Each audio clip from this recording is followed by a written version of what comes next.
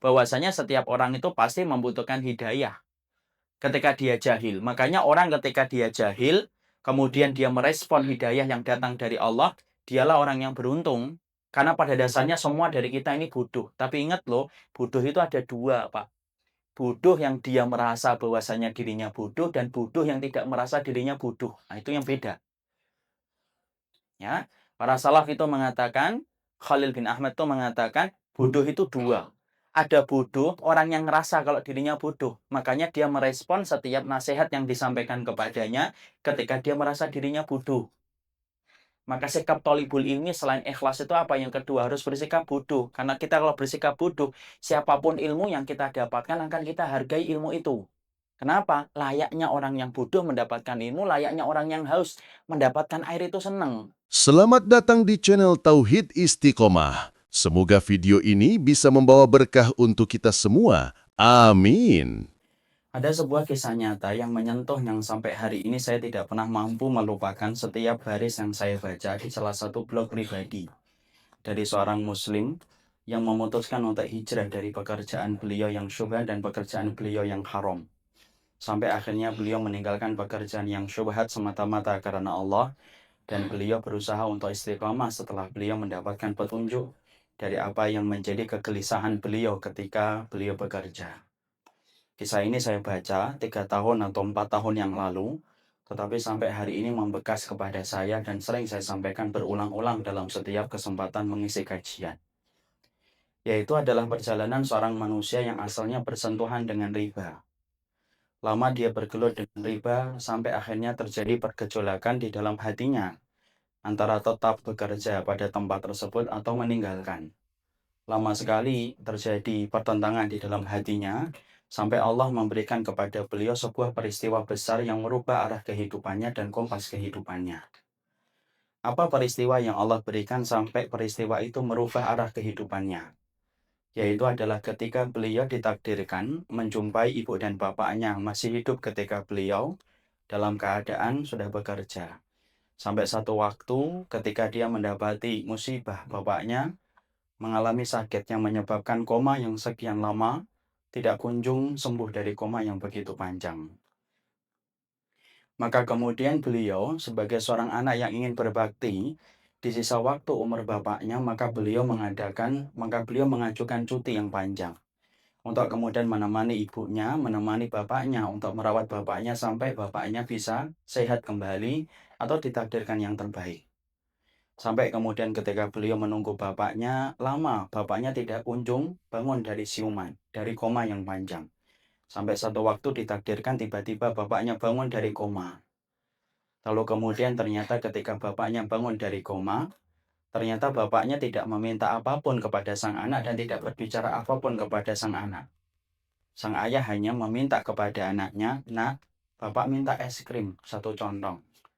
Kalau memang kamu berkenan, tolong belikan saya es krim supaya saya menikmati es krim karena bapak tiba-tiba ingin makan es krim." Sebagai seorang anak yang sedang menunggu bapaknya, di mana beliau tidak mengerti tentang kesehatan dan medis, maka bergegas beliau kemudian menelpon dokter yang saat itu tidak berada pada samping bapaknya.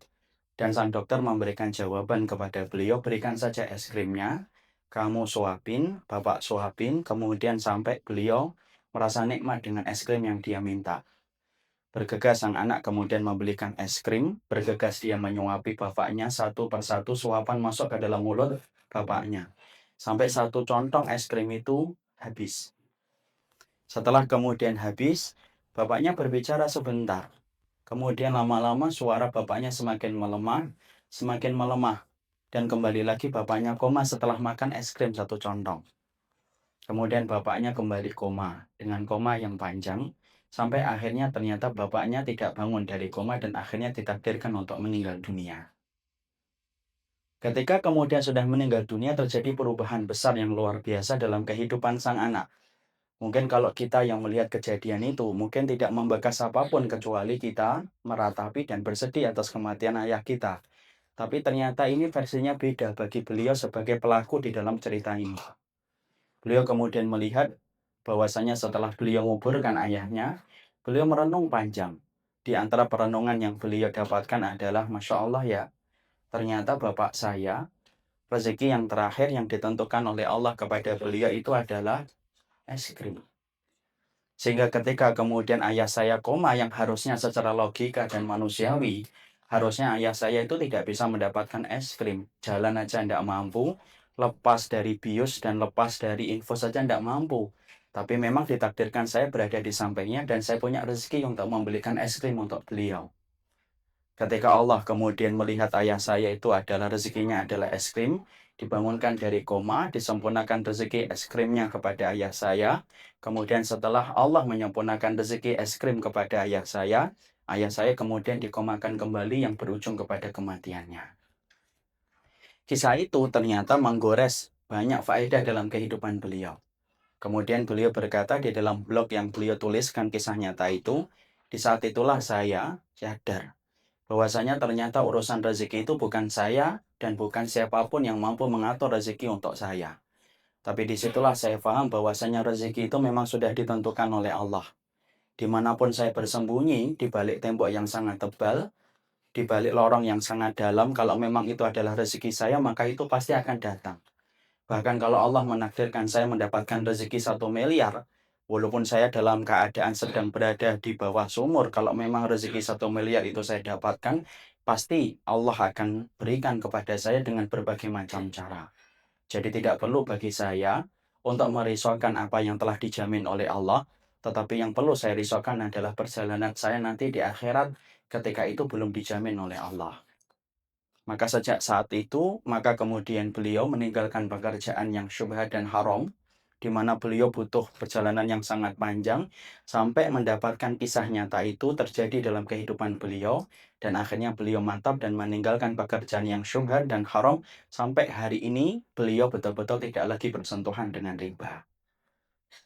Apa yang ingin saya sampaikan dalam peristiwa ini ketika saya menyampaikan yang pertama, yaitu adalah inilah yang disebut dengan perjalanan hidayah. Karena ternyata hidayah itu adalah sebuah proses bagi kita untuk mendapatkan kebaikan agama dan kebaikan akhirat disebabkan ketika kita mendapatkan petunjuk. Dan sesungguhnya tidak ada keberuntungan yang paling besar kecuali keberuntungan ketika orang itu mendapatkan hidayah.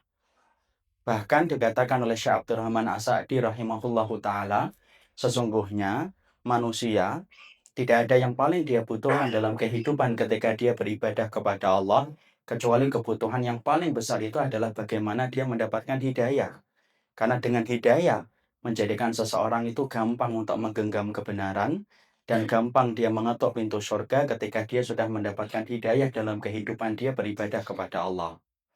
Makanya akhirnya kita faham bahwasanya doa yang paling banyak kita sebutkan di dalam Al-Quran itu apa? Bukan doa keselamatan, tetapi doa yang paling sering kita panjatkan dalam keseharian kita beribadah kepada Allah, yaitu adalah doa meminta hidayah.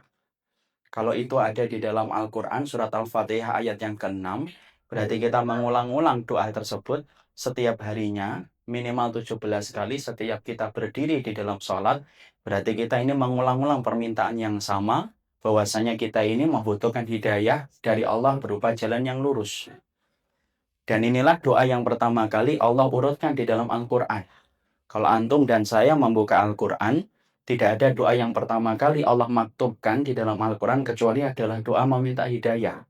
Bukan doa meminta ampunan, bukan doa untuk mendapatkan keturunan yang solih, tetapi ternyata doa yang pertama kali Allah maktubkan di dalam Al-Quran, yaitu adalah doa supaya kita diberikan hidayah, saking besarnya pengaruh hidayah dalam kehidupan kita beribadah kepada Allah. Inilah yang menjadikan kita harus mengerti ketika para ulama dan ahlul ilmi sudah menyampaikan kepada kita bahwasanya hidayah itu adalah urusan yang sangat besar, sampai kita mengulang-ulang sehari lebih dari 17 kali kita meminta hidayah kepada Allah, maka kita harus paham apa itu hidayah dan bagaimana segala hal yang berkaitan tentang hidayah. Karena sesungguhnya kalau ana dan antum sudah mendapatkan hidayah, tidak ada keberuntungan yang mampu mengalahkan bagi orang yang mendapatkan hidayah. Saya ambilkan cerita kisah nyata kembali yang terjadi pada zaman Rasulullah. Yaitu adalah ketika kita mendapati ada seorang sahabat yang di masa hidupnya selalu memusuhi Rasulullah. Tapi apalah daya ketika dia menjelang kematiannya, tetapi justru kemudian dia mendapatkan hidayah. Kemudian sahabat itu masuk Islam, tidak sampai 24 jam dia hidup di dalam Islam, sampai akhirnya dia belum melaksanakan sholat. Disebabkan dia saat itu belum datang masanya sholat. Maka saat itu sedang terjadi peperangan. Ketika sahabat tersebut bertanya apakah saya perlu untuk melaksanakan sholat, para sahabat yang lainnya termasuk diantaranya Abu Hurairah menjawab, belum, karena belum masuk waktunya sholat. Apa yang harus saya lakukan? Padahal saya baru saja bersyahadat kepada Allah dan Rasul-Nya. Maka para sahabat berkata kepada beliau, bantulah Nabi menegakkan kalimatnya ketika berperang di jalan Allah. Maka akhirnya kemudian sahabat tadi berperang, dan dalam peperangan beliau itu meninggal dunia. Sampai-sampai Abu Hurairah itu berkata, inilah penduduk surga yang keningnya belum pernah bersujud kepada Allah, tetapi dia ditetapkan oleh Allah sebagai penduduk surga dan berita itu dibenarkan oleh Nabi. Itulah hidayah kembali. Karena kalau kita sudah bicara hidayah itu adalah bicara tentang sesuatu yang sangat besar. Perjalanan kita akan berat kalau kita tidak mendapatkan hidayah. Dan perjalanan kita akan ringan betul ketika kita mendapatkan hidayah. Orang itu ketika mendapatkan hidayah, bagaikan dia itu pergi ke Pulau Seribu dengan naik kapal feri, tetapi orang ketika tidak mendapatkan hidayah, sebagaimana dia pergi ke Pulau Seribu tetapi memakai sampan dan tidak ada mesin untuk mendorong kapal atau sampannya dia. Lama dia akan sampai ke Pulau Seribu, beda dengan orang yang ketika dia ke Pulau Seribu dengan naik kapal feri, begitu cepat dia sampai ke tujuan. Inilah pentingnya kita untuk kemudian memahami sesungguhnya hidayah bukanlah perkara yang kita pandang dengan sebelah mata, tapi hidayah adalah persoalan yang besar sampai seluruh para ahli ilmu sepakat. Tidak ada pokok yang paling penting di dalam doa kecuali adalah meminta hidayah kepada Allah Subhanahu wa Ta'ala.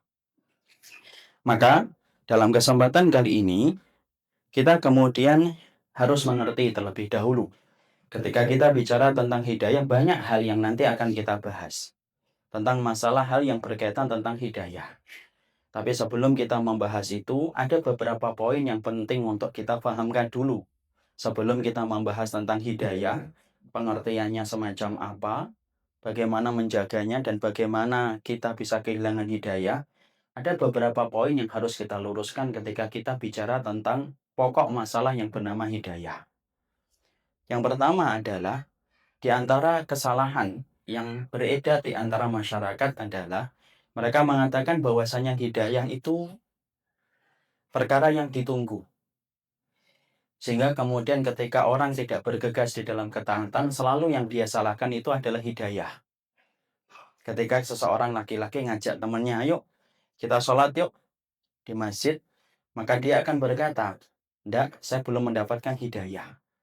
Sehingga kemudian yang dia salahkan bukan hawa nafsunya yang menghalangi dia beribadah kepada Allah di dalam sholat, tetapi yang dia salahkan justru adalah hidayah. Ketika dia mengatakan, saya belum mendapatkan hidayah. Padahal ini perkataan yang fatal. Kalau kemudian kita menganggap bahwasanya hidayah itu bisa ditunggu, dan hidayah itu bisa untuk diterima dengan cuma-cuma dan gratis, tanpa ada usaha apapun, Masya Allah. Maka sesungguhnya hidayah itu berarti lebih murah daripada secuil nasi. Karena kita saja kalau kita ingin mendapatkan secuil nasi saja kita bekerja.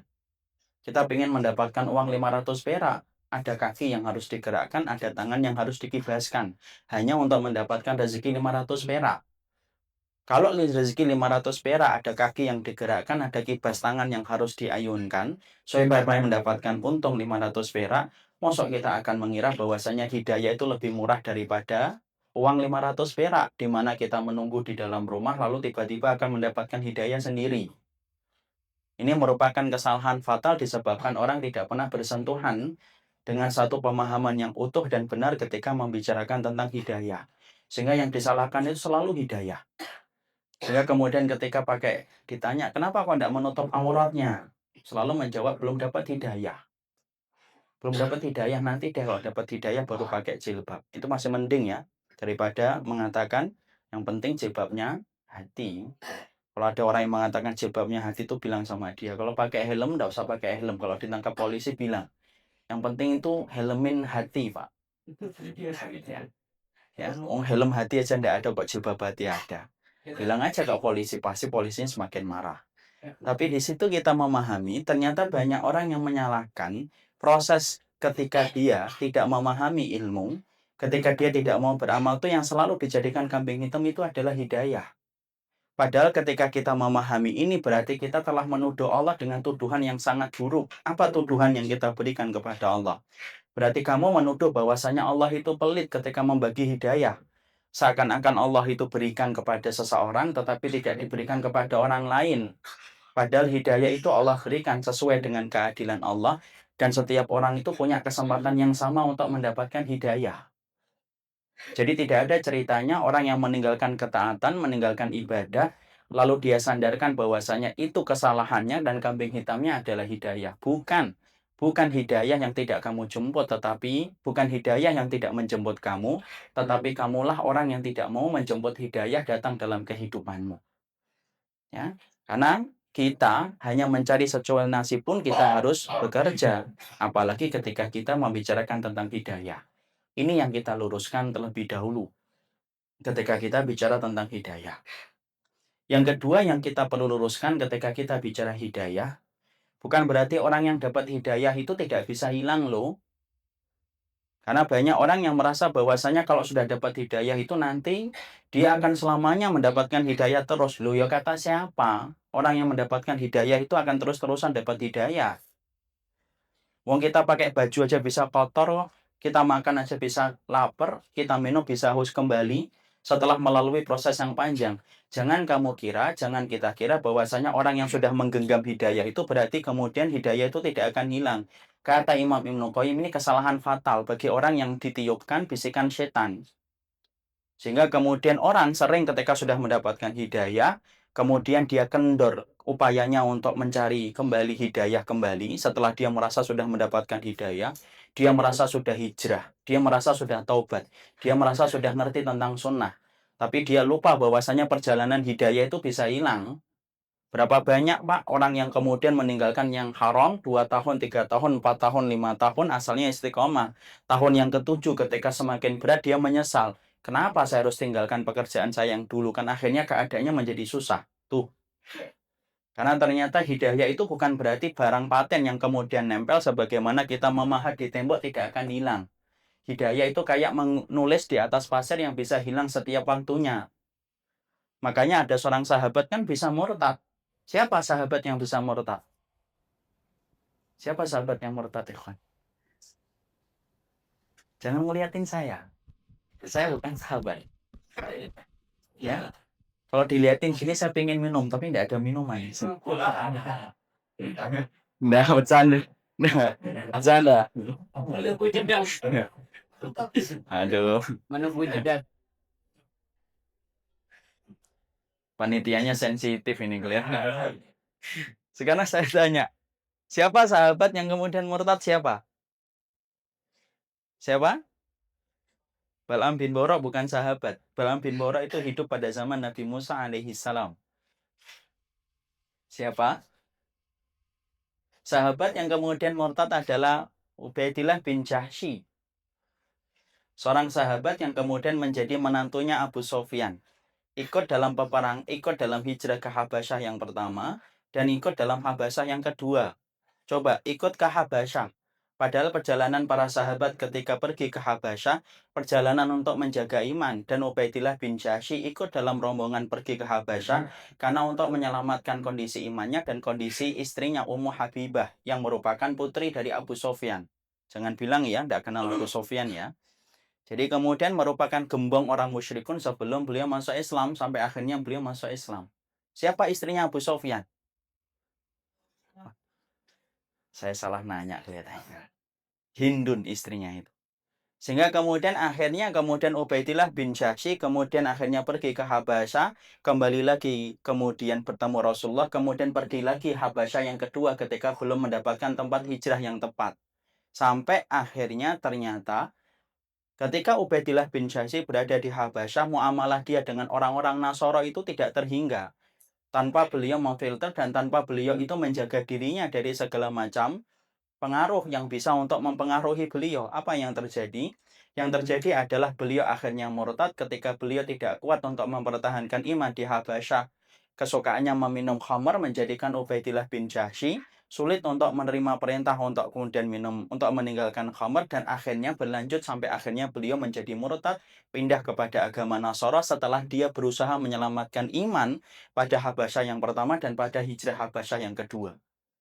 Itu loh yang untuk menunjukkan kepada kita, jangan sombong kalau hari ini kita sudah merasa sudah hijrah. Berapa banyak orang yang mengatakan saya sudah hijrah, padahal tempatnya masih di situ, di hadapan Allah. Karena apa? Karena terkadang setan itu mencoba menipu kita, dan tipuan setan adalah tipuan yang paling lembut. Orang akan berkata, setan berkata, sudah kamu sudah hijrah, di sini saja. Padahal pada hakikatnya dia belum hijrah yang terlalu banyak. Dan belum tentu orang yang hari ini melaksanakan perjalanan ketika dia sudah menggenggam hidayah, itu akan menjadi perjalanan dia sampai dia meninggal dunia. Kenapa? Susah. Menjaga hidayah itu lebih susah daripada mendapatkan hidayah. Ya. Jadi, kalau akhirnya kita hari ini sudah memahami tentang hidayah, pahami betul.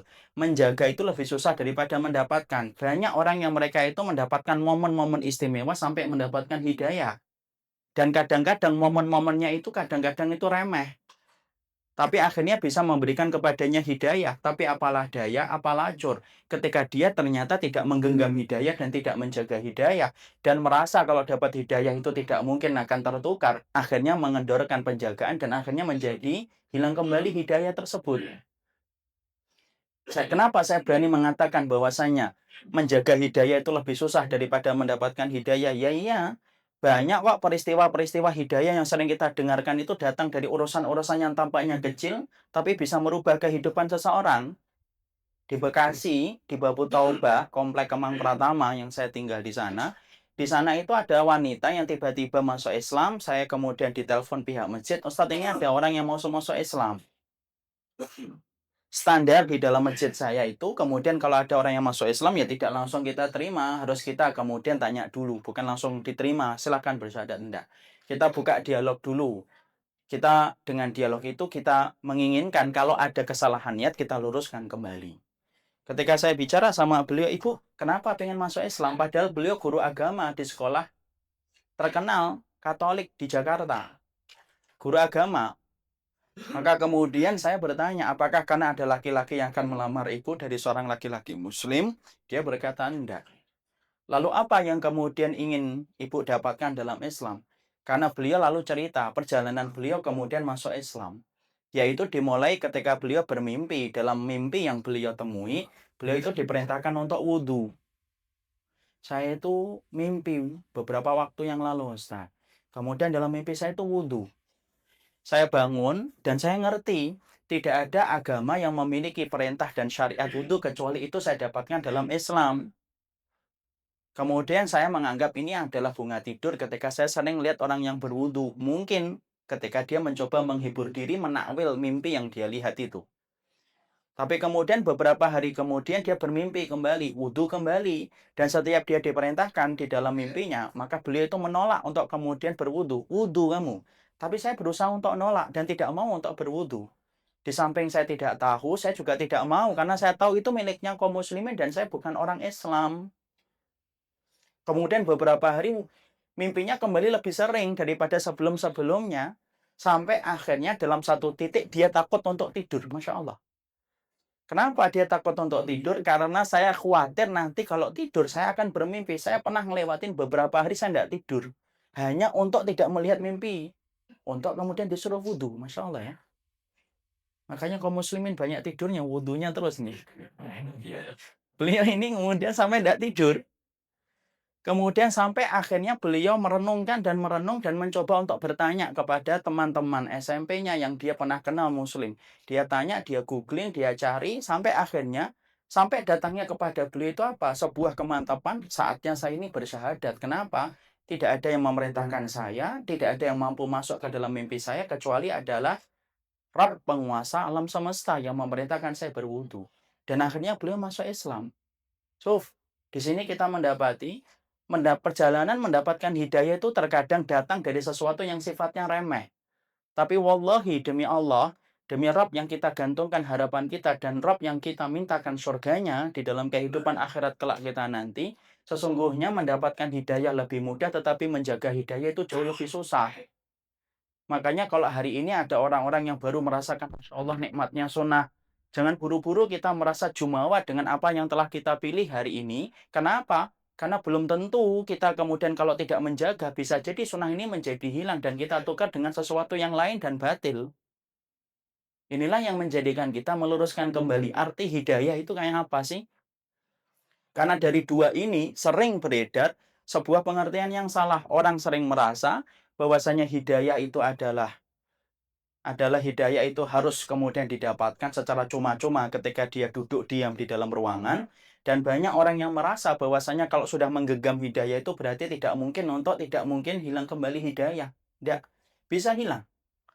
Bahkan dalam salah satu tempat di daerah selatannya Jakarta, ada seorang ibu-ibu cerita bagaimana dia menceritakan temannya yang suaminya dulunya adalah orang yang sangat bersemangat untuk datang ke kajian. Bahkan saya tahu sendiri bagaimana semangatnya beliau ketika datang ke kajian. Bahkan bukan hanya datang ke kajian, sampai-sampai setiap beliau jalan, pergi ke kantor dan pulang ke kantor, tidak pernah lepas dari kajian yang selalu beliau dengarkan. Tapi apalah daya, sampai satu waktu entah apa yang terjadi kepada beliau, sampai akhirnya beliau meninggalkan kajian, tidak pernah lagi mendengarkan. Bahkan diajak ke kajian pun menjadi lebih sulit dan jauh lebih keras penolakannya untuk datang ke kajian. Padahal dulunya adalah orang yang menikmati kajian berpuluh-puluh tahun, tetapi satu waktu akhirnya hilang kenikmatan itu. Nah, inilah yang menjadikan kita memahami dulu. Berarti ketika kita sudah bicara hidayah, luruskan dulu kembali ilmunya. Bahwasanya hidayahmu adalah bukan didapatkan dengan cuma-cuma. Tetapi hidayahmu didapatkan dengan usaha. Layaknya kamu menggapai satu butir nasi dengan uang, maka sesungguhnya hidayah itu lebih mahal daripada secuil nasi yang kita dapatkan dalam kehidupan sarapan dan makan siang dan makan malam kita. Dan yang kedua yang kita harus pahami, hidayah itu bisa luntur. Maka ini nasihat bagi diri Ana dan nasihat bagi semuanya. Siapapun hari ini yang sudah menikmati perjalanan ibadah. Ketika kita sadar hari ini kita jadi budaknya Allah dan kita ingin taat sama Allah, jangan terlalu jumawa ya. Bahwasanya itu akan menjadi hidayah yang kita pelik sampai kita meninggal dunia. Kalau bicara hidayah nomor 2 ini, kita harus ingat kepada sebuah hadis yang harusnya membangun rasa khawatir. Apa itu hadis yang kemudian kita sangkutkan pada poin yang kedua ini? Yaitu adalah ketika Nabi mengatakan, fa inna ahadakum la ya'malu bi amali ahlil jannati hatta yakuna bainahu wa bainaha illa dira'un fayasbiqu alaihi alkitab wa ya'malu bi amali ahlin nari hatta yadkhuluha. Hadis ini Pak membuat dulu saya itu khawatir sama teman saya, sama sahabat-sahabat saya. Kita pernah ini bareng-bareng ada 3 sahabat saya yang saya itu kental dengan mereka. Kita ini pernah hampir-hampir tumpah air mata ketika sedang membicarakan hadis ini. Hadis ini adalah ketika Rasulullah itu bersabda, fa inna ahadakum, ada loh di antara kalian itu layak malu bi amali ahlil jannati. Yang mana kalian itu kalau beramal, di mana mereka itu beramal dengan amalan penduduk surga, saking banyaknya amalan yang dia lakukan, hatta yakuna bainahu wa bainaha illa diraun. Sampai antara dia dengan surga itu tinggal sejengkal tak. Sejengkal tuh segini nih. Sejengkal. Ini amalan apa ya? Belum kita sholat sunnah 2 rakaat saja lebih baik daripada apa? Sholat sunnah 2 rakaat sebelum subuh itu lebih baik daripada apa? Dunia dan seisinya. Ini tinggal sejengkal, berarti lebih rendah daripada sholat 2 rakaat sebelum sholat subuh. Tinggal sejengkal tak. Hatta yakuna bainahu wa bainaha illa dhira'un. Fayasbiqu alaihil kitab, tiba-tiba catatan takdir mendahulunya sampai kemudian fayamalu bi amali ahlin nari, sampai dia melakukan amalan penduduk neraka ketika di ujung kematiannya hatta yadkhuluha, sampai kemudian dia masuk ke dalam neraka.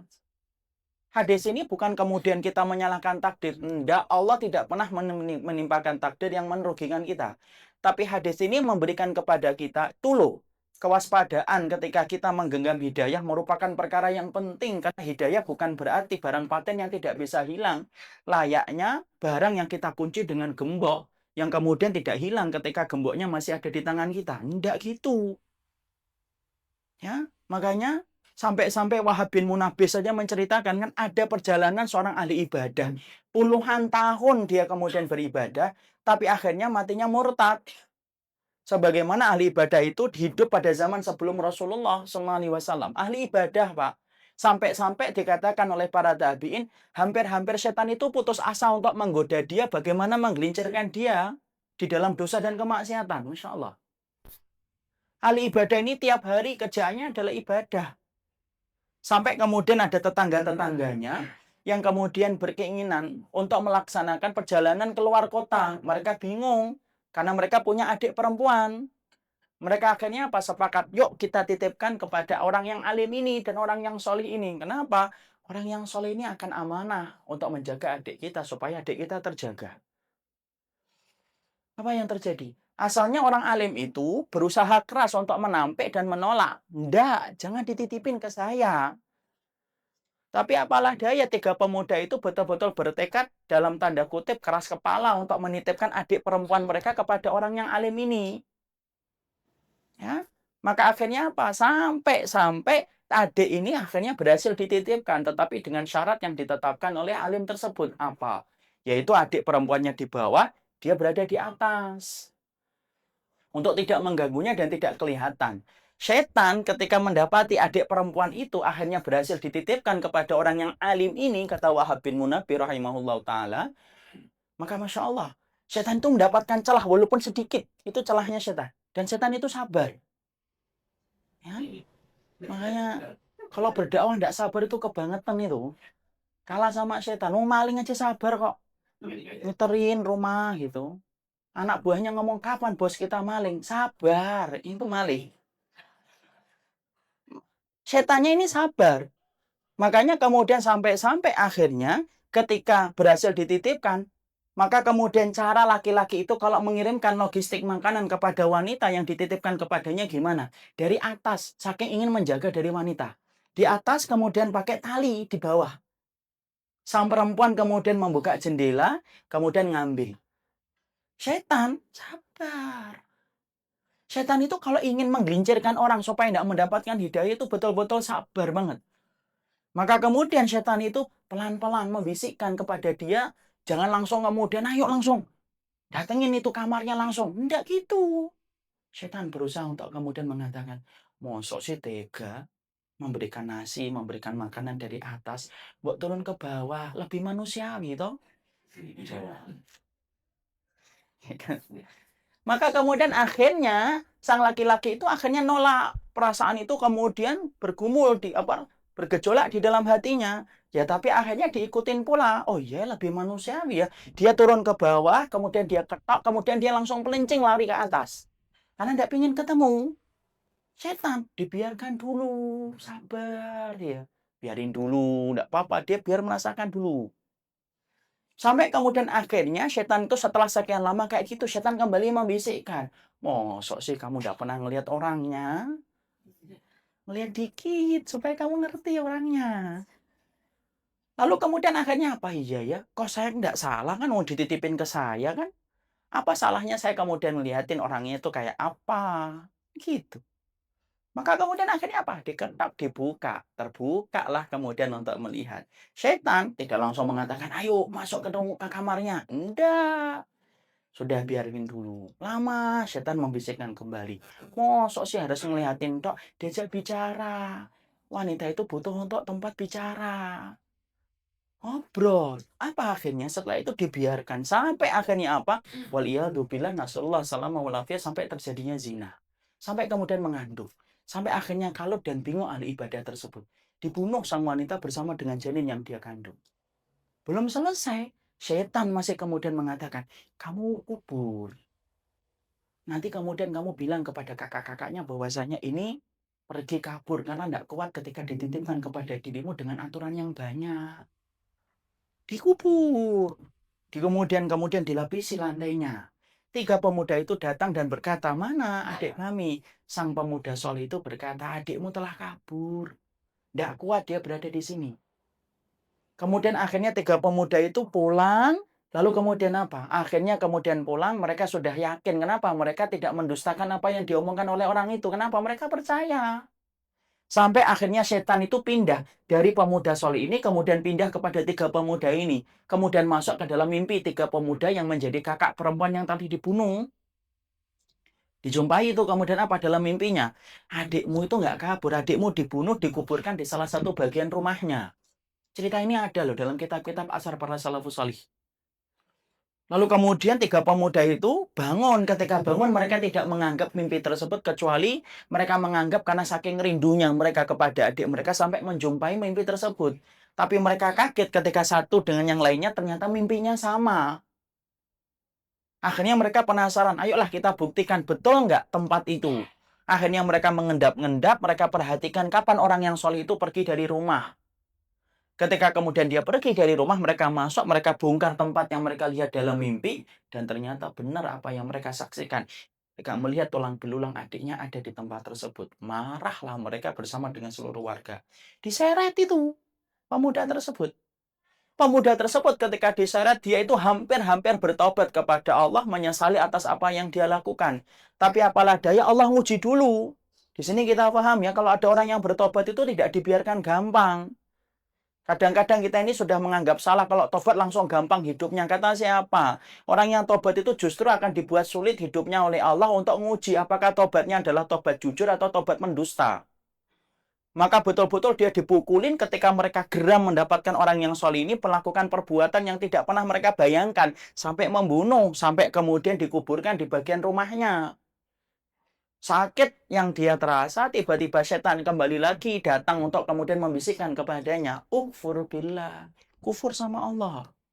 Nanti kalau kamu sudah kufur, nanti sesungguhnya aku akan bantu kamu supaya kamu itu kemudian mampu untuk keluar dari rasa sakit yang kamu derita. Karena aku mampu menyembuhkan.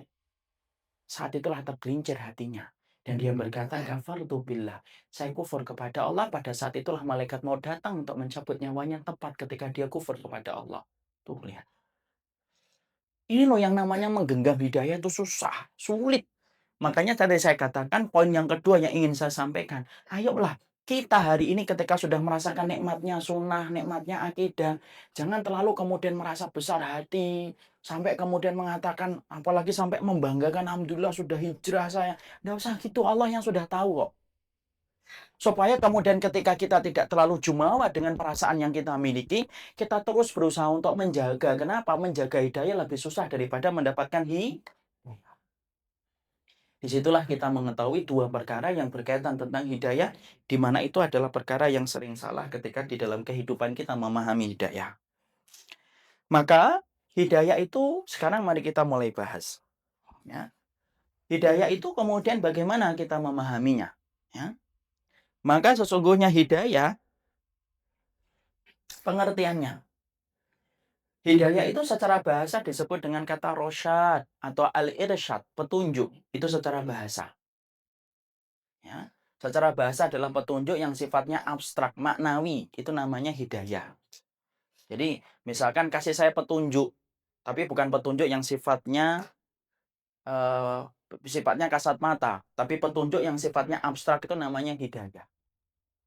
Adapun secara pengertian istilah, kalau kita kembalikan kepada definisi para ulama adalah petunjuk yang menjadikan kita mendapatkan kenikmatan di dalam ibadah dan mendapatkan posisi diridhoi oleh Allah. Itulah hidayah. Jadi kalau secara istilah adalah hidayah itu apa? Petunjuk yang menjadikan kita akhirnya mendapatkan kenikmatan dalam ibadah dan akhirnya mendapatkan posisi diridhoi oleh Allah, maka itulah yang disebut dengan hidayah. Makanya rata-rata kalau perjalanan orang dapat hidayah itu apa? Pasti yang pertama kali terasa adalah hatinya. Mulai terasa nikmat. Kemudian sanubarinya merasa tenang. Itu selalu terasa. Kemudian dia melakukan amal-amal soleh yang dulunya tidak pernah nikmat, jadi kemudian menjadi nikmat. Dan akhirnya ketika dia berusaha untuk menumpuk-numpuk usaha, maka dia akan mencapai kepada posisi diridhoi oleh Allah Subhanahu wa Ta'ala. Itulah yang dinamakan hidayah secara pengertian istilah. Ya, jadi secara pengertian istilah, hidayah itu adalah sebuah petunjuk yang menyebabkan kita mendapatkan kenikmatan dalam ibadah yang kita lakukan ketika kita hidup dan akhirnya mendapatkan posisi diridhoi oleh Allah di dalam petunjuk yang kita dapatkan. Maka itulah yang dinamakan dengan hidayah. Ya.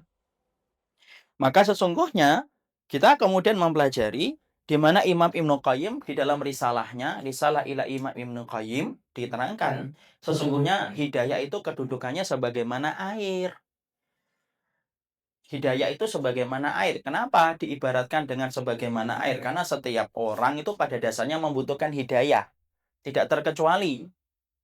Sering sekali kita menganggap bahwasanya orang yang butuh hidayah adalah orang yang menjadi preman, bertato di perempatan jalan, orang yang suka minum khamr dan main perempuan itu butuh hidayah. Enggak, semua orang itu butuh hidayah. Bukan hanya preman yang bertato, tetapi antum yang berjenggot dan kemudian antum yang mengamalkan sunnah pun membutuhkan hidayah. Kalau misalkan kemudian hidayah hanya dikhususkan kepada pria yang bertato dan peminum khamr serta pemain perempuan, maka sesungguhnya ihdinas siratal mustaqim tidak akan dibaca sama oleh setiap dari kita ketika sholat. Makanya kalau kita sudah bicarakan hidayah ya kayak air. Semua orang itu butuh. Coba kalau kita membicarakan air. Air itu kan semua orang itu kan butuh dengan air. Ya, semua orang itu butuh dengan air. Entah antum miskin ataupun kaya, butuh air. Ganteng ataupun biasa, butuh air. Cantik ataupun rupawan, butuh air.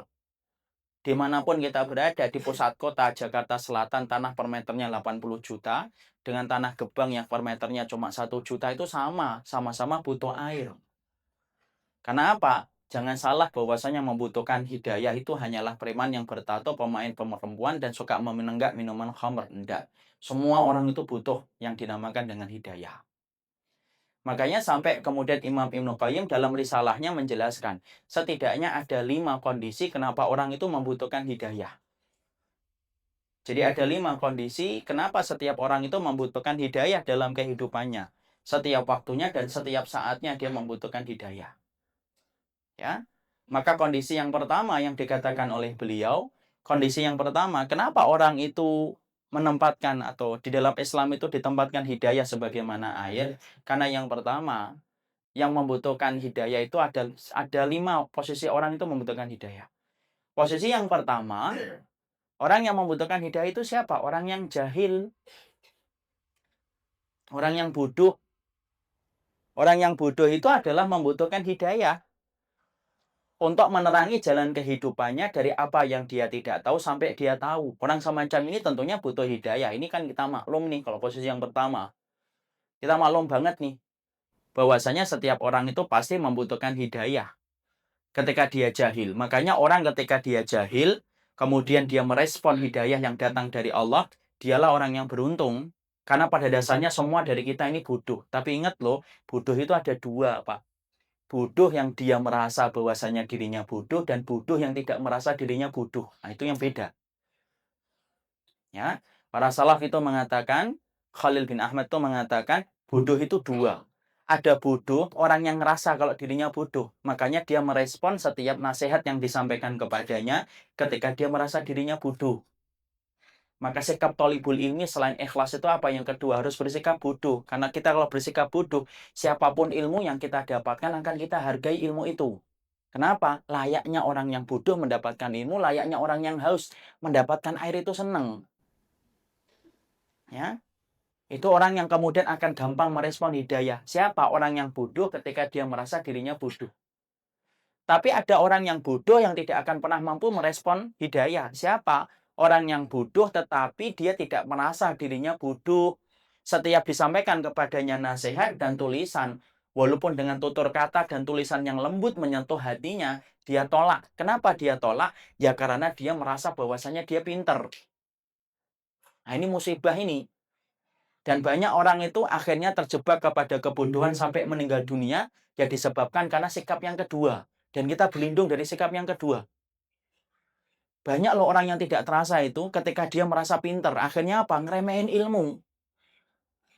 Makanya orang yang kemudian sudah dalam keadaan yang merasa pinter, tidak akan sampai kepadanya cahaya ilmu. Kenapa? Orang yang merasa pinter itu ibarat kotoran, nempel ke kaca, mentari ilmu tidak akan masuk ke hatinya ketika dinding hatinya itu tertutup dengan sikap ketika dia merasa pintar. Makanya Masya Allah, beruntunglah ketika kita merasa bodoh. Makanya Imam Syafi'i sampai berkata, orang itu kalau selalu merasa bodoh, justru dia itu akan benar dalam proses ilmunya. Jadi kalau kita belajar sampai kemudian kita mengatakan, ah saya sudah tahu, di situ tanda kebodohan dia mulai nampak. Tapi ketika kita kemudian belajar dan kita berkata, Masya Allah ya, semakin lama saya belajar kok semakin bodoh. Nah, itu berarti prosesnya benar. Tapi kalau saya tanya nggak bisa jawab-jawab, itu jangan mengatakan, ini prosesnya benar Ustaz. Enggak. Itu kan nggak pernah murojaah. Itu kan nggak murojaah. Ya. Jadi kalau ditanya ustadznya, ditanya nggak bisa jawab, oh berarti proses saya benar Ustaz, saya merasa bodoh. Itu karena nggak pernah mau mengulang-ulang pelajaran yang didapatkan. Jadi bodoh itu kemudian ada dua. Ya, dan kemudian orang yang bodoh, dia butuh ilmu, dia butuh hidayah. Hidayah itulah yang kemudian akan menjadikan dia paham dan dia mengerti. Ya, maka beruntung betul ketika ada orang yang mereka menjemput hidayah ketika dia mendapatkan ilmu. Akhirnya dia mengkoreksi kehidupannya dengan apa yang dia genggam ketika dia mendapatkan hidayah. Ya, ini yang pertama. Jadi, posisi yang pertama ketika kita mengatakan bahwasanya hidayah itu kayak ilmu, kayak air, karena kondisi yang pertama, hidayah itu disebabkan setiap orang itu membutuhkan, karena posisi yang pertama, banyak orang yang bodoh dan dia butuh hidayah supaya mampu mengangkat dia dari kebodohannya. Dan saya ingatkan, orang yang tidak mengikuti syariat itu pada dasarnya berada pada wilayah kebodohannya terus-menerus. Makanya beruntung ketika orang itu sudah mengenal manhaj yang hak, kemudian ketika dia paham sunnah, berarti dia keluar dari wilayah kebodohannya. Ya. Contoh nih Pak, kita ambilkan contoh yang gampang saja. Ya. Supaya kita paham bahwasanya sunnah itu pada dasarnya, itu adalah menyembuhkan dari kebutuhan kita. Contoh nih, kita membaca sebuah hadis Rasulullah Sallallahu Alaihi Wasallam. Inna kasra admal mayyiti kakasri adamil hayyi. Mematahkan tulang orang yang mati itu sama dengan mematahkan tulangnya ketika dia hidup. Hadis ini banyak dijelaskan oleh para ulama. Apa penjelasannya? Kalau memandikan mayat itu harus lembut. Jangan kasar. Jangan gudrak-geruduk, jangan gerusa-gerusu sampai kemudian kasar kita. Tapi yang selembut mungkin. Kenapa? Karena mematahkan tulangnya itu sama dengan mematahkan tulang ketika dia hidup. Kita dapetin satu hadis tersebut, apa yang terjadi? Kita keluar titik kebodohan kita dalam masalah tersebut. Akhirnya kalau kita memandikan si mayit, kita bisa berbicara, ini jangan terlalu kasar. Yang lembut. Kenapa harus lembut? Karena dia masih merasakan sakit. Wow, sudah mati kok merasakan sakit. Itu kan karena kita ngikutin perasaan. Kalau ngikutin syariatnya, dia masih merasakan sakit. Akhirnya disitulah kita paham, oh ternyata sunnah itu adalah menyembuhkan kita dari kebodohan kita. Makanya semakin banyak hadis yang kita pelajari, semakin banyak ayat yang kita aplikasikan dalam kehidupan, semakin banyak. Yaitu wilayah-wilayah kebodohan yang dulunya nempel ketika kita belum paham itu akhirnya sembuh ketika kita ngikutin syariat. Ya, makanya kalau kita belajar sunnah itu intinya apa sih? Menyembuhkan penyakit yang nempel pada diri kita sebagai manusia, kebodohan. Makanya kemudian orang itu mendapatkan hidayah, betul-betul beruntung ketika dia dari kondisi jahil sampai kemudian mendapatkan hidayah. Ini yang pertama. Yang kedua, ya, bahwasanya kondisi yang kedua, setiap orang itu membutuhkan hidayah. Yang kedua adalah bagaimana ada orang yang kemudian sudah mempelajari ilmu.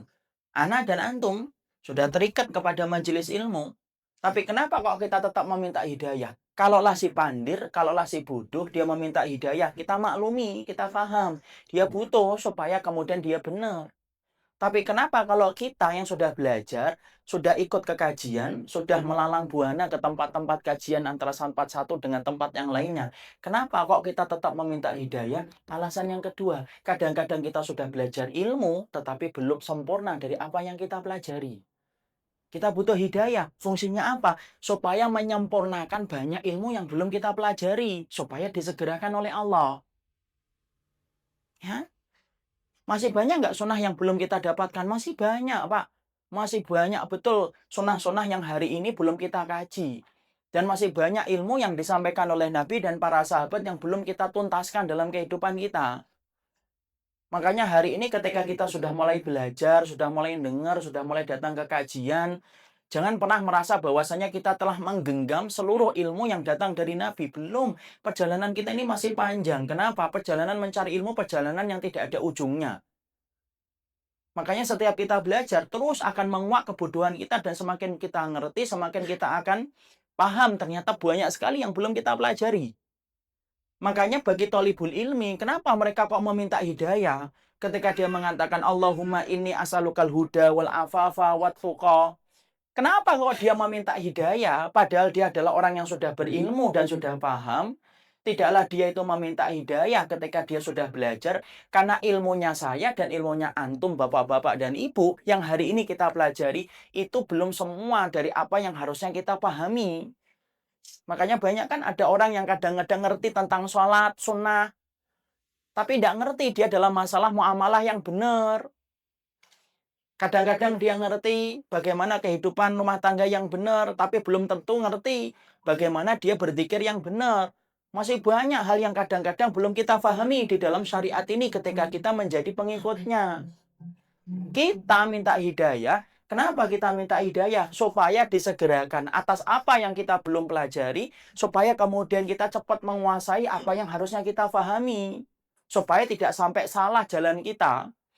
Karena banyak orang yang mereka itu, ya banyak salah jalannya. Dia sholatnya dia lakukan, puasanya dia kerjakan, hajinya dia kerjakan, tapi tidak ngerti tentang masalah misalnya bid'ah. Dia tidak ngerti masalah bid'ah. Akhirnya apa? Rajin sholat, rajin puasa, tapi juga tidak sadar dia melakukan pekerjaan yang seharusnya ditinggalkan, yaitu adalah perkara yang tidak dicontohkan Nabi. Tapi kalau kita lihat, dia belajar kitab. Tapi apalah daya perjalanan dia ketika mencari ilmu baru separuh perjalanan, dan banyak sekali ilmu yang belum kita pelajari. Inilah yang menjadikan akhirnya kalau belajar itu yang memang harus dalam keadaan lapar, tidak pernah kita merasa kata kenyang.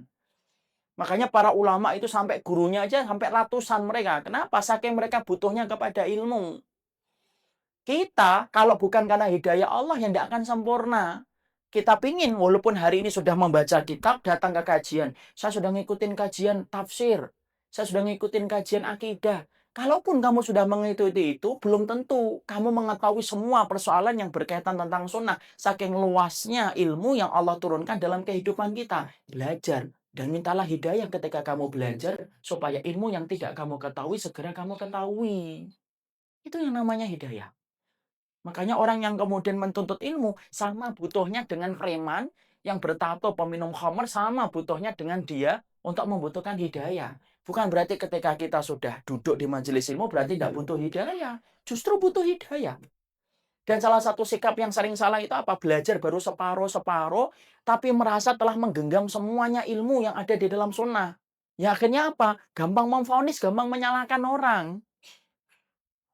Itu yang kita harus pahami. Saya, Pak, ini saya ambilkan kisah nyata saja. Ini perjalanan bagaimana perjalanan ilmu itu ternyata memang bukan kita menggenggam semuanya. Kita baru prosesnya dikit-dikit. Saya ambilkan contoh. Saya dulu ketika membaca hadis dari Amr bin Abi Salamah, tahu ya Amr bin Abi Salamah? Insya Allah tahu. Saya tidak perlu menunggu jawaban daripada perihnya hati saya. Amr bin Abi Salamah ini adalah putra tirinya Rasulullah SAW. Putrianya siapa? Ummu Salamah. Jangan kita kira loh Ummu Salamah itu tidak cantik. Salah satu wanita yang dikhawatirkan akan menandingi Ibunda Aisyah itu Ummu Salamah. Kenapa? Walaupun beliau tua, kecantikannya masih terpancar di wajahnya. Makanya baca bagaimana ketika Rasulullah akan menikahi Ummu Salamah. Ya, kita tidak bicarakan Ummu Salamah. Ya. Kita bicara Amr bin Abi Salamah. Dalam hadis yang dikatakan bahwasanya, ya gulam samillah, wahai gulam, bacalah bismillah. Atau sebutlah nama Allah ketika mau makan. Hadis ini Pak, dulu ketika saya pelajari, kemudian saya membaca beberapa dalil, akhirnya apa? Oh kalau makan itu membaca bismillah. Tidak perlu ditambahi dengan bismillahirrahmanirrahim. Ini dulu nih, saya termasuk orang yang berpendapat semacam itu. Dan setiap ada yang kemudian, gimana dengan bismillahirrahmanirrahim? Saya selalu berkata, sudahlah cukupkan aja dengan bismillah. Karena perintahnya samillah. Samillah itu tasmiyah. Beda dengan al-basmalah. Itu saya pegang. Sampai satu waktu Allah kemudian memberikan kepada ana sebuah petunjuk ketika membaca kitab. Yaitu kitabnya Syekh Utsaimin ketika beliau menerangkan syarahnya Riyadhus Shalihin oleh Imam Nawawi. Beliau ternyata nulis. Ya, tentunya kita paham ya, kedudukan beliau itu jauh banget di atas kita. Maka kemudian beliau menyampaikan, kalau membaca ketika mau makan, silahkan untuk membaca bismillah, dan boleh untuk membaca bismillahirrahmanirrahim. Karena intinya ketika Nabi mengatakan tasmiyah itu Nabi menyingkat, tetapi Nabi tidak melarang untuk menambahnya sampai bismillahirrahmanirrahim. Karena kata samillah, kalau menurut para sahabat, samillah itu ya bismillah atau bismillahirrahmanirrahim. Sampai di situ akhirnya Masya Allah ya. Ternyata itu kita nggak ngerti. Ketika kita tidak berhenti untuk berproses untuk mengkaji ilmu, Masya Allah, akhirnya terbuka. Satu persatu apa yang dulunya mungkin salah, atau dulunya belum kita pahami, akhirnya terbuka. Itulah di antara cabang-cabang hidayah kecil-kecil yang kadang-kadang kita tidak sadari. Kadang-kadang kita merasa, nih dulu saya nggak pernah ada seorang ikhwan ngotot banget mengatakan kepada anak, Ustadz kalau mau tidur itu doanya bukan Bismikallahumma ahya wa amutu, tapi amutu wa ahya. Oh, masa sih, akhi? Saya bilang itu, iya Ustadz, kan kita mati dulu baru hidup. Dan kata Ustadz itu di kajian itu amutu wa ahya, bukan ahya wa amutu. Saya kemudian tidak langsung ngambil. Saya kembali, saya kemudian buka kepada kitab, saya buka kepada Maktabah Syamilah. Ternyata dua riwayatnya sama-sama benar. Ada. Bismikallahumma amutu wa ahya dan ahya wa amutu ada. Inilah pentingnya orang yang mencari ilmu itu butuh hidayah itu kayak gini-gini loh. Kalau kita kemudian mencari ilmu, kemudian kita merasa ngerti, lalu kemudian kita berhenti mengetuk pintu langit meminta hidayah, parah. Akhirnya apa? Maka lisannya menjadi lisan jagoan melebihi ilmu yang dia pelajari. Kalau saya sampaikan seringnya apa? Iqra'nya aja baru iqra' 2, tapi Masya Allah yang diomongkan itu sekaliber ustadz gede, ataupun da'i gede, ataupun mufti besar. Nggak kayak gitu.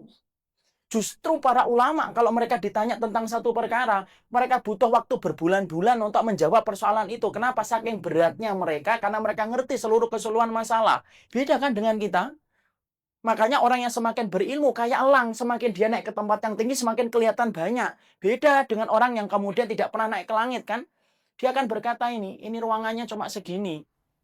Cuma segini. Coba kalau dia naik ke tempat yang tinggi, oh ternyata ada 2 tingkat dia. Semakin kita tinggi ilmunya, semakin kita akan ma'ruf. Bukan berarti kemudian kita menafikan perkara yang menyimpang dari sunnah Nabi. Tidak loh ya. Yang namanya menyimpang dari Nabi, bid'ah tetap ada yang harus ditegaskan. Yang kemudian sunnah harus dipertahankan, yang namanya menyimpang harus kemudian disingkirkan. Tapi membentuk kemakrufan itu penting. Contoh lagi nih, masalah yang kemudian kita dapatkan. Kenapa seorang thalibul ilmi itu butuh hidayah? Dulu, saya termasuk orang yang paling tegas kalau kemudian ditanya, kalau sudah tasyahud itu harus begini, bergerak-gerak. Kenapa? Saya merujuk kepada salah satu kitab yang saya baca, menjadi rujukan pertama ketika saya membaca tentang masalah sifat sholat Nabi.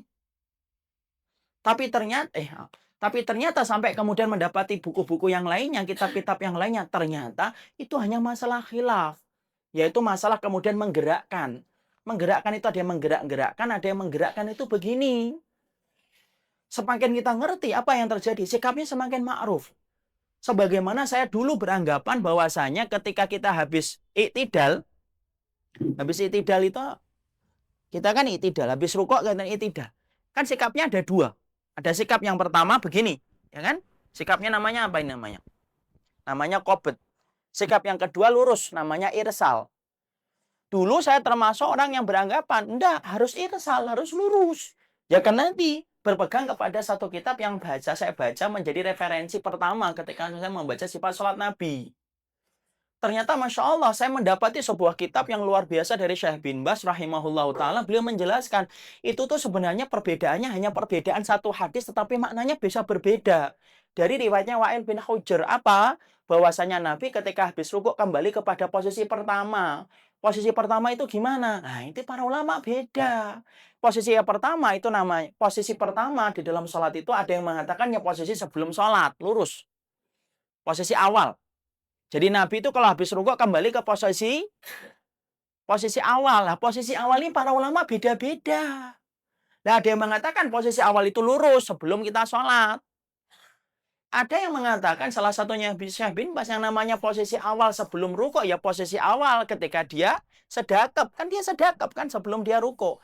Itu perbedaannya cuma di situ tok. Dan ternyata khilafnya menjadi khilaf yang panjang. Tapi saya mantap untuk memilih yang kedua berdasarkan sebuah kata-kata hikmah yang saya petik dan saya membuat jatuh cinta kepada beliau. Beliau berkata, itu khilaf. Silakan yang pengen sedekap, sedekap. Yang pengen lurus, lurus. Itu sunnah. Tapi mencintai sesama mukmin itu hukumnya wajib. Jangan sampai yang sunnah itu menghilangkan yang wajib. Coba. Kalau thalibul ilmi tidak dapetin hidayah misalkan, yaitu adalah pecahan-pecahan hidayah kayak gini, oh Masya Allah kita bisa bayangkan, dia ngaji belum tentu diterima, tapi mulutnya penuh dengan noda kehormatan orang yang kemudian berbeda dengan dia atas masalah yang dia juga tidak paham. Tidak ngerti dia. Makanya penuntut ilmu itu terkadang justru lebih banyak membutuhkan hidayah. Kenapa? Supaya membentuk ilmunya itu semakin sempurna. Kenapa? Sunnah itu ya bertahun-tahun kita pelajari yang semakin menjadikan kita bodoh. Ya, 7 tahun kita di fakultas syariah saja kadang-kadang masih belum cukup untuk untuk menggenggam semua ilmu kan. Masih banyak betul yang kemudian belum kita pelajari. Ya, karena apa? Memang luasnya ilmu dan luasnya sunnah dalam kehidupan kita. Kita saja yang kemudian terlalu menyederhanakan sunnah, bahwasanya sunnah itu kalau sudah ngaji di sini berarti kamu sudah ngerti sunnah, paham sunnah. Kenapa? Ustadznya dia, lu. Lu sejak kapan semacam itu? Gak bisa kayak gitu. Ya, makanya kemudian anak dan antum sama-sama kita butuh hidayah. Kenapa? Karena sesungguhnya ilmu yang kita pelajari baru secuil dan kita membutuhkan banyak ilmu yang lainnya yang belum kita dapatkan atau belum kita pelajari. Kita butuh hidayah. Itu alasan yang kedua. Alasan yang ketiga. Sampai jam berapa? Alhamdulillah. Karena tadi katanya sudah mau jam 3, enggak apa-apa. Tidak ada pertanyaan. Kenapa? Oke, insya Allah.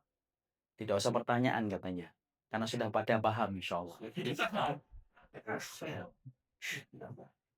Yang ketiga, kenapa orang itu butuh hidayah? Orang itu butuh hidayah adalah terkadang ketika dia sudah paham, belum tentu dia bisa mengamalkan. Karena ternyata mengamalkan jauh lebih susah daripada mempelajari ilmunya. Jadi anak, ibu, bapak, ini kita butuh hidayah setiap waktunya itu kenapa? Ya karena kita ini butuh untuk mengamalkan. Kenapa? Mengamalkan ilmu, kalau bukan karena hidayah, kita itu tidak mampu mengamalkan ilmu. Ingat loh, bahwasanya tidaklah kita mampu beribadah itu bukan karena kehebatan kita. Enggak, tapi sesungguhnya kita mampu beramal dan beribadah disebabkan karena kita itu diberikan pertolongan oleh Allah. Makanya kita membaca dalam surat Al-Fatihah itu apa? Ihdinas siratal mustaqim. Iyyaka na'budu wa iyyaka nasta'in. Kenapa kita membaca iyyaka na'budu wa iyyaka nasta'in? Padahal antum perhatikan. Kata ibadah, kepadamu ya Allah kami beribadah dan kepadamu kami meminta pertolongan. Padahal kalau antum membaca, kata ibadah itu salah satunya meminta pertolongan sama Allah. Kenapa kok seakan-akan disebutkan 2 kali? Seakan-akan saya ingin makan padang, saya makan rendang. Itu kan sama aja, namanya padang ya rendang. Kenapa sampai disebutkan 2 kali? Kami beribadah kepadamu, ya Allah, dan kami meminta pertolongan kepadamu. Syekh Abdurrahman As-Sa'di menjelaskan, kamu menyebutkan kata pertolongan setelah kata ibadah, karena pada dasarnya kamu itu tidak akan mampu beribadah kepada Allah sampai kamu diberikan pertolongan oleh Allah. Makanya hari ini kita belajar, kita butuh waktu untuk mengamalkan ilmu yang kita pelajari. Kenapa? Ngamalin itu lebih susah daripada menggores hitam di atas putih ketika kita bawa lembaran buku. Kalau mempelajari kan gampang kan? Mengamalkan belum tentu. Berapa banyak orang yang kemudian habis kajian itu kan beda-beda kan berubahnya. Ada yang lama seminggu berubah. Ada yang 3 hari. Ada yang 2 hari. Ada yang kafaratul majelis sudah hilang yang disampaikan Ustadznya. Karena ternyata ngamalin itu susah, sulit. Kalau bukan karena Allah yang memberikan kepada kita pertolongan, bukan kita mampu melaksanakan ibadah. Makanya kita minta tolong sama Allah. Kenapa? Supaya kita mampu mengamalkan ilmu yang kita pelajari. Ya, berapa banyak seorang laki-laki ketika dia sudah belajar ilmu yang benar nih, bagaimana dia meninggalkan yang syubhat. Tapi belum tentu ketika dia pulang ke kantornya, dia mungkin akan kembali lagi ngambil yang syubhat dan ngambil lagi yang haram. Padahal dia belajar 2 hari bagaimana pentingnya menjaga dari harta yang haram. Kenapa? Amalin itu susah. Seorang wanita, dia belajar nih dalam kajian. Masya Allah, pintu surgamu adalah suamimu. Kalau kemudian suamimu itu sampai mengeluarkan nanah, kamu jilatin seluruh tubuhnya, tidak akan mampu kamu itu memenuhi kewajibanmu kepada suami. Lau kana bihi qarhatun fala hasadha ma'adat haqqahu syai'an. Ketika di majelis ilmu, paham, Masya Allah ya suami saya pintu surganya saya. Di rumah, berubah. Apalagi ketika suaminya lupa WhatsApp, udah berubah itu. Dititipin martabak, lupa, udah. Kenapa bisa cepat berubah? Karena ngamalin itu susah. Kadang-kadang diingetin sabar ya, sabar. Alah, alah, mas. Gitu. Kadang-kadang malah ngomongnya apa, mas, kayak Rasulullah gitu loh. Lalu kamu aja nggak kayak Khadijah kok. Nanti saya nikah lebih dari satu, bingung. Ya, mengamalkan itu susah, Pak. Ngamalin itu susah. Makanya kemudian kita minta hidayah. Ya Allah, setelah kita sibuk belajar ini, kita minta hidayah untuk ngamalin. Sulit, susah. Makanya ini ada kisah nyata ini. Ini sering saya sampaikan kisahnya. Ada bapak-bapak itu di Bekasi Timur. Itu kemudian beliau itu ngantain, berkata, curhat sama saya. Tahu nggak Ustadz? Kalau saya sudah 3 hari, 4 hari itu, kerjaan saya itu nyarikan jadwal. Kajian khusus ummahat. Untuk siapa, Pak? Untuk istri saya, Ustadz. Jadi saya ngomong sama istri saya, Mi, ini ada jadwal kajian, Mi. Kamu ikut aja ya. Nggak masak, Bi. Nggak usah, kita catering saja. Kenapa Bapak gitu? Karena Alhamdulillah Ustadz, lumayan kalau di habis kajian tuh 2 hari, 3 hari berubah. Nanti, ini kisah nyata loh, ya Allah ya. Orangnya masih hidup. Nanti setelah 3 hari, 4 hari, yo kembali lagi Ustadz, carikan lagi saya kajian. Ya Allah Karimir Rahman. Ya memang begitu kan fitrahnya wanita kan bengkok kan gitu. Jadi saya tuh 3 hari sekali nyarikan kajian. Makanya saya ikut Syamila itu saya pengen dapat kajian itu. Supaya nanti apa? Saya serahkan sama istri. Lumayan banget tuh 2 hari itu sudah lumayan banget bagi kita. Ini kelihatannya beban mental gitu kan. Jadi kemudian ternyata disitulah kita membutuhkan hidayah. Kenapa kita butuh hidayah? Ya karena kita paham mengamalkan itu susah, sulit, luar biasa susahnya. Kita diperintahkan sabar. Rasulullah mengatakan istausu bin nisa'i khairan. Berikanlah wasiat kepada perempuan dengan cara yang baik. Karena kalau kamu mengkeraskan, kamu mematahkan. Kalau kamu membiarkan, kamu bengkok terus. Ya susah. Kadang-kadang ngamalin itu susah nggak? Sabar. Susah. Itulah kenapa kita butuh hidayah. Untuk ngamalin, kita ini sudah sering belajar arti pentingnya bangun malam. Sering itu masuk ke telinga kita itu dari dulu setiap kajian itu selalu para asatidz menyebutkan pentingnya bangun tengah malam. Bermunajat kepada Allah, berdoa dengan Allah. Jangan sering berdoa dengan manusia tetapi nihil berdoa dengan Allah. Itu kan aneh. Tapi ternyata Masya Allah, ternyata orang yang kemudian udah ngerti tentang hal itu, apakah semuanya bisa ngamalin langsung? Belum tentu. Ada yang rajin ngaji kemana-mana, tapi juga tidak pernah bangun malam. Ya, cuma niatnya sudah benar. Ketika malam nyalakan alarm 2, 3, 4, 5, lewat semuanya. Nah, ternyata itu, ini pada ketawa itu saya malah curiga ya. Ini ketawa jujur atau menertawakan diri sendiri. Tapi di situ yang kita pahami, berarti betul apa yang dikatakan oleh Imam Ibnu Qayyim. Apa yang dikatakan oleh Imam Ibnu Qayyim tadi? Yang keempat, yang keberapa tadi? Yang ketiga. Berarti benar, orang itu butuh hidayah walaupun sudah sibuk ngaji. Kenapa tetap butuh hidayah? Bahkan orang yang ngaji lebih besar membutuhkan hidayah daripada preman yang bertato, yang menegak khamr dan bermain perempuan. Karena pada dasarnya ilmu yang kita pelajari butuh untuk kita amalin. Itu yang ketiga. Yang keempat, kenapa kita butuh hidayah? Yang keempat, orang itu butuh hidayah disebabkan yang keempat, yaitu adalah dia itu terkadang memahami satu perkara, tetapi ternyata salah pengamalannya. Orang semacam ini kan butuh hidayah kan? Kenapa? Salah dia mengamalkan ilmunya, salah memahami ilmunya. Sehingga kemudian dia butuh hidayah. Kenapa? Supaya pemahaman yang salah itu kembali lurus setelah dia mendapatkan hidayah. Dan ingat loh, rata-rata orang itu hari ini menyimpang dari jalan Nabi itu ya disebabkan karena salah pemahaman. Ini contoh kisah nyata ya. Imam Abu Hanifah itu pernah, beliau lagi jalan. Dari kejauhan dia melihat seorang pemuda. Pemuda itu nyambit buah, kemudian dia nyuri buah. Tidak minta izin kepada pemilik kebun. Imam Abu Hanifah dari kejauhan kemudian berpikir, waduh, pemuda ini nyuri buah. Apa nggak ngerti apa dosanya? Sembari kemudian dia berusaha untuk kemudian mendekati pemuda tadi yang mencuri buah, maka kemudian dia berhusnudon. Itu loh ulama. Ah, mungkin jangan-jangan dia dalam keadaan lapar. Itu loh semangatnya ulama besar itu ngasih udur. Bukan kemudian seneng kalau dapat keburukan orang. Apalagi di-share di mana-mana tanpa tabayun. Maka kemudian, dia kemudian apa? Diikutin orang itu. Diikutin orang itu sampai kemudian ketika mau disentuh, mau dipegang, orang itu ternyata memberikan buah kepada orang-orang jompo, orang-orang lemah yang ada di pinggir jalan. Lah Imam Abu Hanifah habis husnudon. Oh, karena lapar nih dia mencuri, ya ternyata malah dikasihkan ke orang. Oh, berarti dia nggak lapar. Akhirnya Imam Abu Hanifah betul-betul memegangnya dan berkata, Sarokta, kamu tadi habis mencuri. Iya. Aku kira kamu lapar, aku kasih udur. Kamu itu lapar sampai kamu mencuri. Lalu kemudian dia berkata, iya, saya nggak lapar.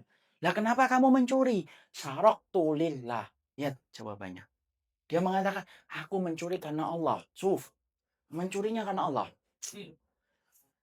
Itulah pencuri pada zaman Imam Abu Hanifah. Pinter lagi bahasa Arab. Sarok tuh, bahasa Arab.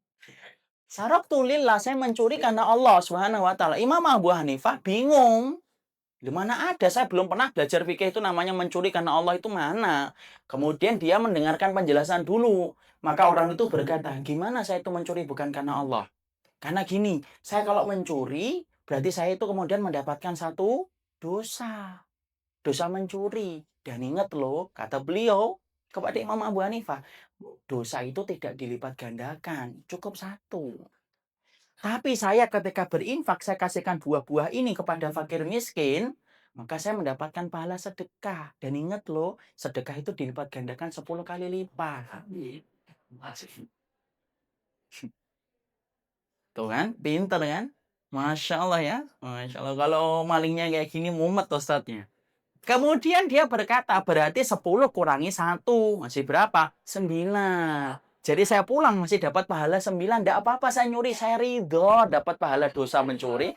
Tapi insya Allah akan hilang. Kenapa? Saya ridho pula 10 pahala yang dilipat gandakan oleh Allah itu. Saya kurangi untuk nutupin dosa saya ketika mencuri. Imam Abu Hanifah geleng-geleng saja. Dan berkata menyebutkan hadis telak yang tidak bisa dijawab. Apa hadis yang dia sampaikan? Innallaha thayyibun wa la yaqbalu illa thayyiban. Allah itu thayyib, Allah itu baik, tetapi Allah tidak pernah menerima kecuali yang baik. Jadi kamu ketika mencuri tidak akan diterima oleh Allah. Kenapa? Datang dari sesuatu yang buruk. Tipe orang kayak gini itu banyak nggak di zaman kita? Banyak, Pak. Maaf ya, saya sebutkan ada 1-2 pejabat yang punya tipe semacam ini. Bahwasanya tidak apa-apa kita korupsi 1 miliar 500 juta diinfakkan di jalan masjid. 500 juta untuk kita. Kita sudah dapat pahala untuk bangunan rumah kan? Ya, kemudian 500 juta buat kita, tidak apa-apa. Nanti apa? Rumah kita di surga kan akan narik kita ke surga, tidak jadi ke neraka. Itu saya pernah dengar. Pemahaman yang menyimpang ini kan bahaya, Pak.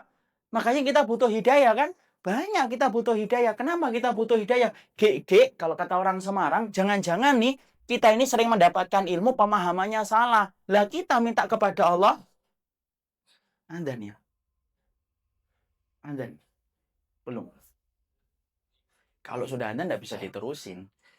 Dan kita membutuhkan hidayah itu apa? Supaya meluruskan kembali pemahaman kita yang salah. Jadi inilah pentingnya bagi kita untuk memahami, Masya Allah. Jangan kamu anggap remeh bahwasanya orang yang sibuk dalam kajian itu bukan berarti tidak membutuhkan hidayah. Justru butuh hidayah. Kenapa? Salah satu alasannya supaya pemahaman yang salah itu diluruskan. Ya. Hari ini banyak kan pemahaman yang menyimpang kan. Orang yang datang ke dukun tidak mau disebut dengan orang yang datang ke dukun. Dia mengatakan apa? Kami tidak syirik kok. Mau datang ke dukun itu sebagaimana kita berlindung dari hujan dengan menggunakan payung. Dukunnya itu kayak payung buat kita. Itu pernah saya dengarkan langsung. Karena dukun itu ketika ada yang datang, ini ada orang yang nanya sama saya tuh datang ke paranormal loh Ustaz. Paranormalnya bilang gini sama saya. Pak, saya ini bukan dukun ya Pak. Ya terus apa? Ya gini loh, Bapak kalau hujan itu Bapak melindungi tubuhnya dengan apa? Payung. Supaya apa? Nggak kena hujan. Ya, saya itu payungnya Bapak. Ya anggap aja saya payung. Orang itu tanya sama saya, Padahal yang namanya dukun tetap dukun. Pemahaman yang menyimpang kayak gini tuh banyak, luar biasa. Dan inilah yang menjadi sebab kerusakan kita di dalam agama ketika mendapatkan pemahaman yang menyimpang. Makanya kita khawatir nih, kalau kemudian kita belajar berhenti pada satu proses, stuck, kemudian tidak melanjutkan proses itu, yang kita khawatirkan, ini loh yang akan menjadikan akhirnya kita, Masya Allah, rusak agama kita disebabkan pemahaman yang menyimpang. Makanya rata-rata musibah itu apa? Kalau orang sudah taklid Buddha itu musibah, susah nerima pembenaran. Kalau bukan datang ustadznya.